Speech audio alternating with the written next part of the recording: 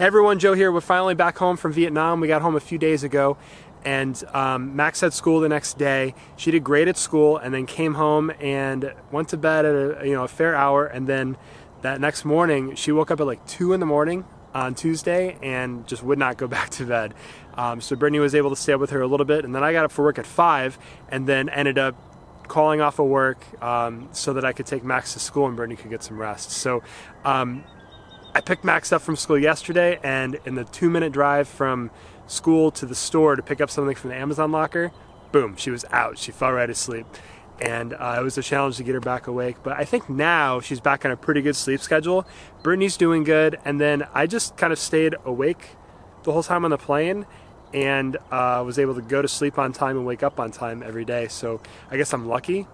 So now that we're back home, what are we going to be doing? Well, I need to get back on track in a lot of ways. Mentally, I need to be a little bit stronger. Physically, I'd like to be in a little bit better shape. Somehow I lost 6 pounds on vacation, but that's still not, I think, a reflection of my overall health. I'm like medium active. I keep hurting my back. And part of that is just inflammation from the foods that I eat. And part of it is not being very active, driving a lot for work, and then suddenly like, boom, lifting heavy weights to the gym, and then it throws it out. So I need to have more consistent habits, and there's a great program for that that I've done a handful of times before now. It's called 75 Hard. 75 Hard is a 75-day mental toughness challenge. It's not actually a challenge though, it's a program. It's not a one and done type situation. It's a way to live. There are 5 parts to 75 Hard, and the first part is probably the most challenging in terms of schedule and actual physical commitment. The framework says you have to do 2 45-minute workouts a day, one which must be outdoors. And that can be for somebody as basic as going for 2 45-minute walks a day, which is great. And for myself, I'll let myself do 1 walk, and then the other has to be a workout, and it can't be yoga.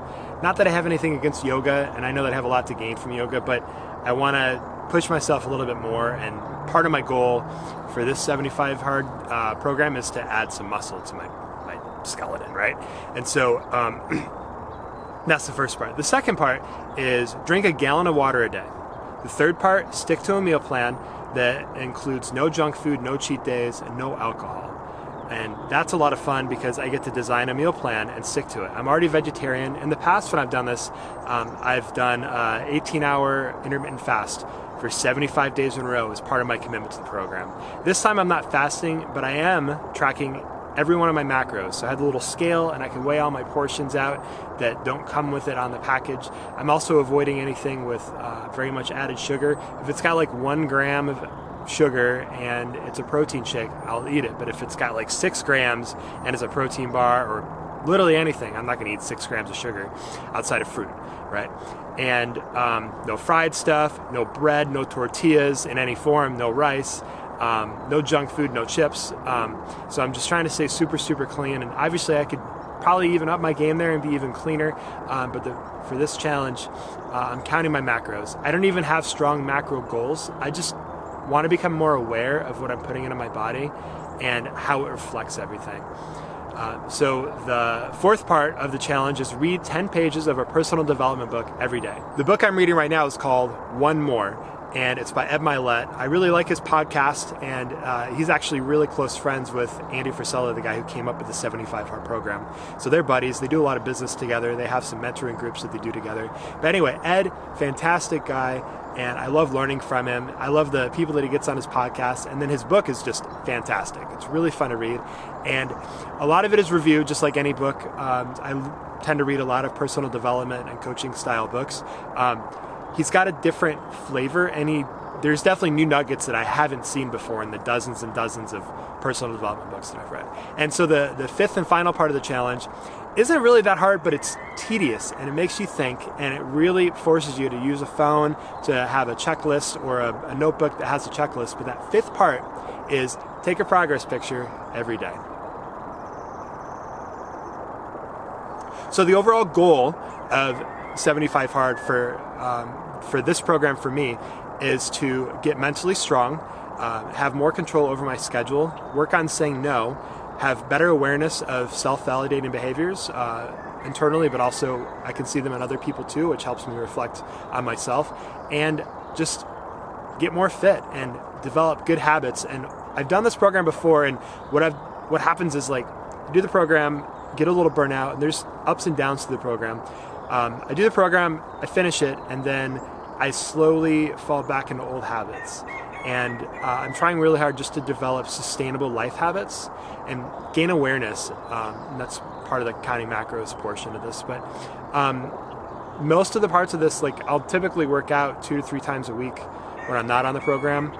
But I'll fall into eating junk food or going out to eat or stuff like that way too much. And so I'm really just trying to develop those strong life habits. I've got a baby on the way. I've got a little girl who deserves an active dad who can keep up with her and be fun and set good examples. And those are all part of the motivating things. The other thing is, when I'm not healthy and I'm not working out, my body just hurts.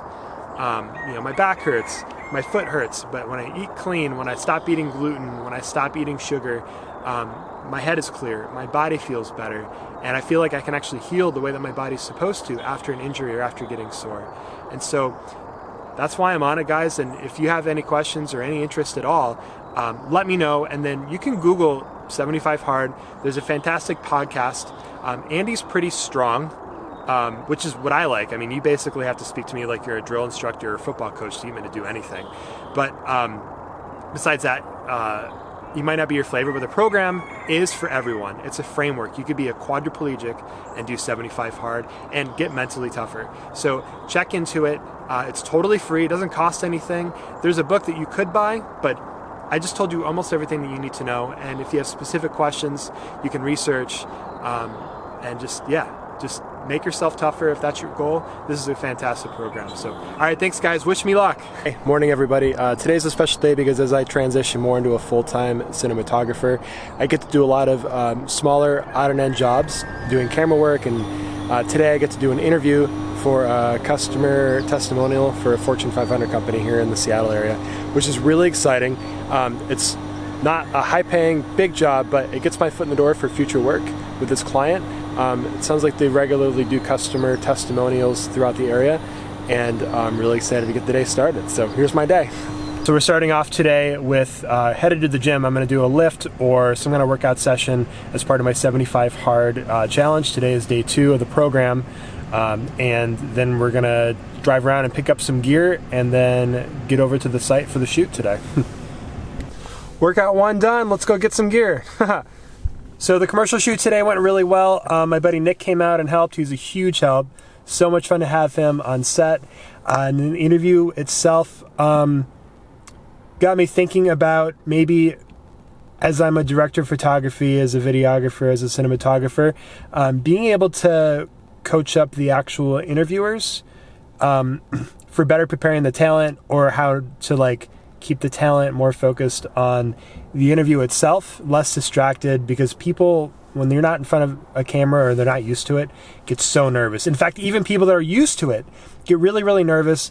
And someone who otherwise would sound super intelligent, super smart, really knows their stuff, they just crack.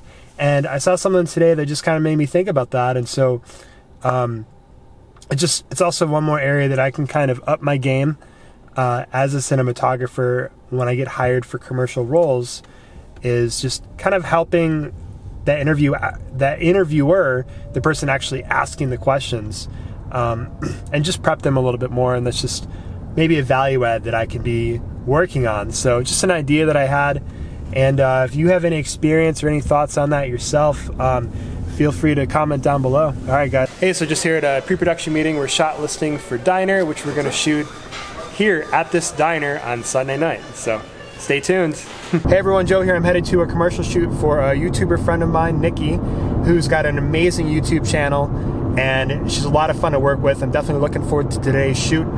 We're going to a equipment and truck auction in Black Diamond or Maple Valley. Hey, Joe here. So it's been a long few days. I'm on day 4 or 5 of 75 Hard, and it's going well. It just feels like a little overwhelming, as I already have a pretty busy schedule, and I feel like I just took on another part-time job. But I'm definitely feeling it, shoulders and arms and chest. My back's been a little bit too sore to do a lot of the low back exercises. I can do leg press, but squatting, I'm just doing air squats, and I can't deadlift right now because it's kind of how I been hurting my back now. I'm just kind of overstretching those muscles from a previous injury that hasn't healed yet. Very impatient with it, so that doesn't help because deadlifting and squatting are my two kind of foundational lifts. You start your lift by doing those, and then it just kind of charges your body up and gets it amped for the rest of the workout. So by skipping those, I think I'm getting less from the overall workout, but some of the workouts don't go to plan. Like last night I discovered that the gym closes at 7 on Saturdays, which is fine. They're closed, and so I came home in the dark, grabbed my 20-pound steel mace, and I did kind of a mace workout, and it was mostly like kind of a walking, like a hike with the mace workout, back and forth. I saw some beavers, or at least their little eyes follow me around. I hope they're beavers, not like mountain lions. Their eyes were pretty close together, so probably beavers. And it was in a weird spot, so I don't think it was coyotes. Anyways, today I'm feeling like I need a little room to breathe, and I think I'll get it tomorrow. Tonight I'm shooting, I was invited to come and help out with the second day of shooting Diner, which is a short film that my film crew friends and I are working on, Filthy Filming Productions, and we start shooting at 4 p.m. and we're supposed to go until 6 a.m., which sounds like it's 14 hours, but it's not. It's actually 13 because there's a time change tonight. We sprayed forward. So I'm going to show up, be the most help that I can, and maybe catch some Z's, but probably not, because everyone's so much fun to be around that even when we're all tired, we'd rather enjoy and appreciate the time together than do something like take a nap. So I'm definitely looking forward to seeing the crew and pitching in on that project. And the next video you'll see will probably be all about Diner and how the shot went. I'm going to do some BTS stuff that I'll include in the next vlog, I hope. And enjoy your weekend, everybody.